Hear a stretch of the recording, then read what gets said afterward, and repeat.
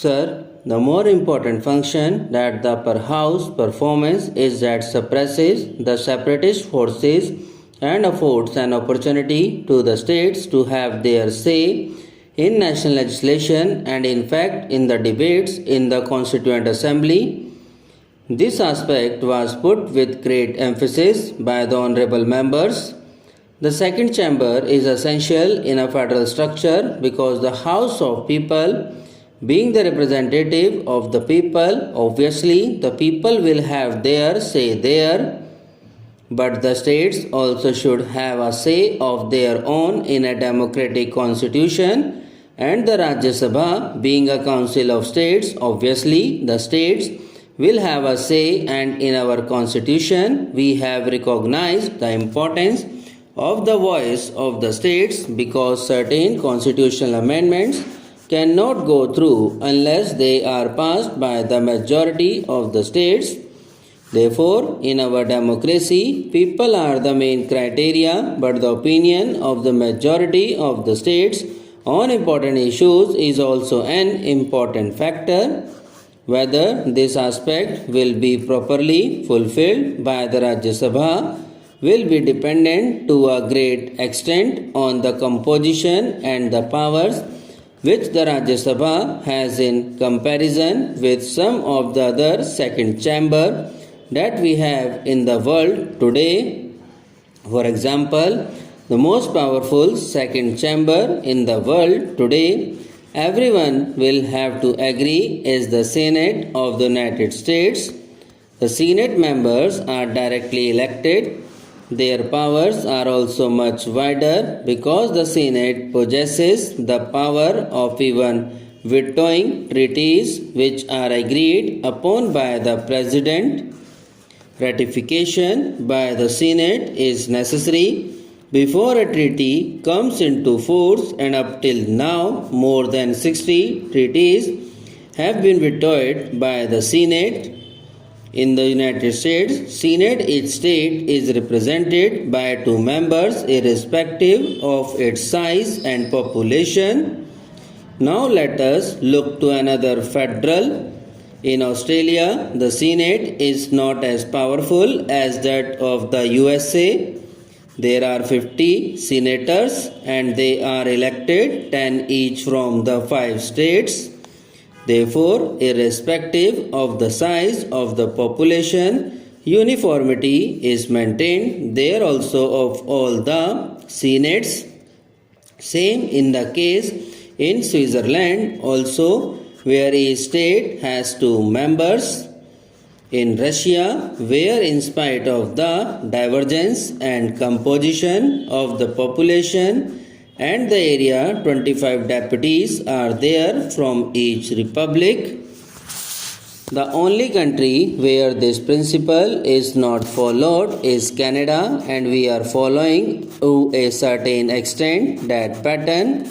In Canada, 120 members are nominated by the Governor General, and 4 provinces have 24 members each, and other provinces have got varying number of members with a minimum of 4.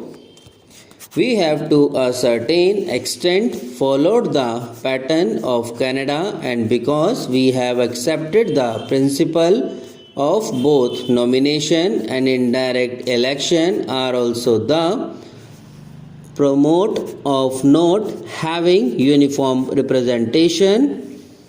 Our principle has been to provide 1 representative for every additional 5 millions of the population and 1 for every additional 2 million or part thereof.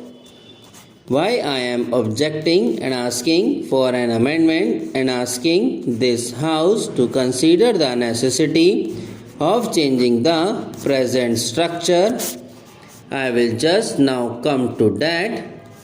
In the House of the People, obviously, the House being representatives of the people, the populous states will have more representatives. Nobody can deny it, and that should be the first and basic principle. But unless there is another chamber where the smaller states may feel that they are not overwhelmed by the populous states, I think to a certain extent, a situation may arise someday when the smaller states may feel that their problems are not being discussed in the proper perspective as it should be discussed. Obviously, at this moment, I will concede that not only the quantity but quality also counts.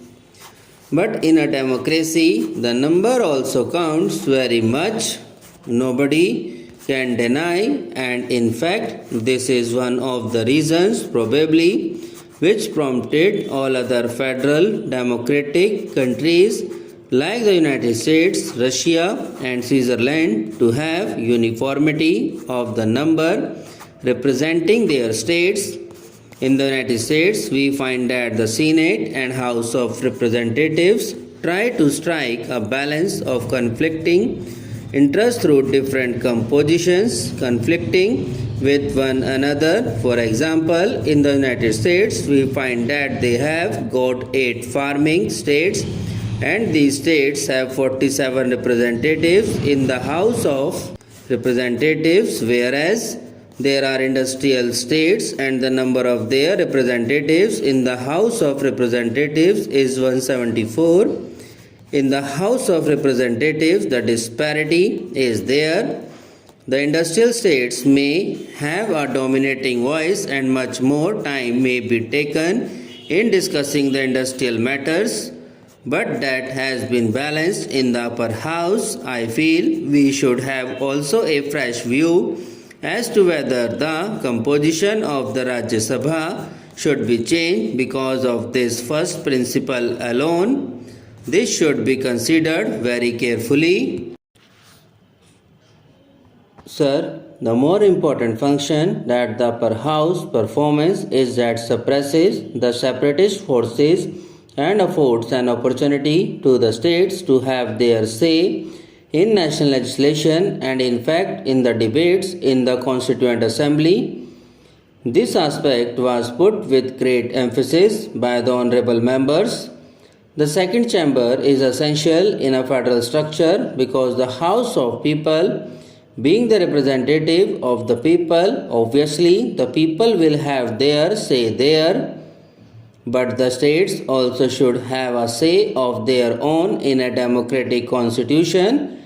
And the Rajya Sabha, being a council of states, obviously the states will have a say, and in our constitution we have recognized the importance of the voice of the states because certain constitutional amendments cannot go through unless they are passed by the majority of the states. Therefore, in our democracy, people are the main criteria, but the opinion of the majority of the states on important issues is also an important factor. Whether this aspect will be properly fulfilled by the Rajya Sabha will be dependent to a great extent on the composition and the powers which the Rajya Sabha has in comparison with some of the other second chamber that we have in the world today. For example, the most powerful second chamber in the world today, everyone will have to agree, is the Senate of the United States. The Senate members are directly elected. Their powers are also much wider because the Senate possesses the power of even vetoing treaties which are agreed upon by the President. Ratification by the Senate is necessary before a treaty comes into force, and up till now more than 60 treaties have been vetoed by the Senate. In the United States, Senate, each state is represented by 2 members irrespective of its size and population. Now let us look to another federal. In Australia, the Senate is not as powerful as that of the USA. There are 50 senators and they are elected 10 each from the 5 states.